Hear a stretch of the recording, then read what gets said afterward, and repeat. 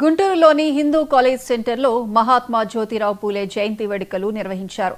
ఎమ్మెల్యేలు నజీర్ అహ్మద్, బూర్ల రామాంజనేయులు పాల్గొని పూలే చిత్రపటానికి పూలమాల వేసి నివాళులర్పించారు. ఆ తర్వాత వారు మాట్లాడుతూ సమాజంలో అణగారిన వర్గాల ఆశాజ్యోతి జ్యోతిరావు పూలే అని కొనియాడారు.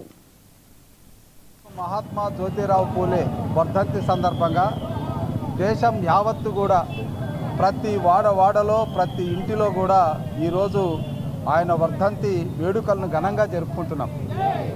ఎందుకంటే ఈ వ్యవస్థలో అణగారినటువంటి వర్గాల్ని అభ్యున్నత వైపుకు నడిపించాలని ఆలోచించినటువంటి మొట్టమొదటి గురువుగా మనం జ్యోతిరావు పూలేని అభివర్ణిస్తాం. ఎందుకంటే ఆనాడు ఆయన చేసినటువంటి పోరాటాలు 1-2 కాదు. మహిళలకు విద్యా హక్కును కల్పించినటువంటి ఒక సంస్కర్త, అదేవిధంగా సమాజంలో సంస్కరణలకు బాట వేసినటువంటి ఒక సంఘ శిల్పి ఆయన. మరి ఈ రకంగా చెప్పాలంటే బాలుల హక్కుల గురించి, రైతుల హక్కుల గురించి, సమాజంలో అణగారి వర్ధంతిని పురస్కరించుకొని దేశవ్యాప్తంగా పెద్ద ఎత్తున ఈరోజు ఆయన ఘనమైనటువంటి నివాళులు అర్పిస్తున్నటువంటి పరిస్థితులు. ముఖ్యంగా ఆనాడు సమాజంలో ఉన్నటువంటి అసమానతలను,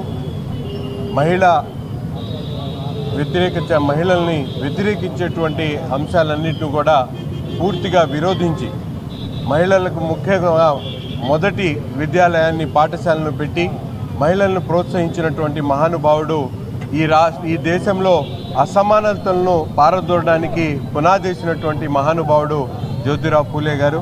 అటువంటి మహానుభావుల అడుగుజాడల్లో ఈరోజు కూటమి ప్రభుత్వం ఏర్పడిన తర్వాత రాష్ట్రంలో ముఖ్యంగా బీసీలు, అణగారినటువంటి వర్గాలకు చేయూతనందించాలనేటువంటి కార్యక్రమాలు, ముఖ్యంగా ఒక పక్కన సంక్షేమ కార్యక్రమంలో పెద్ద ఎత్తున వాళ్ళకి ఉపయోగపడేటువంటి అంశాలే కాకుండా ముఖ్యంగా బీసీలకు సంబంధించి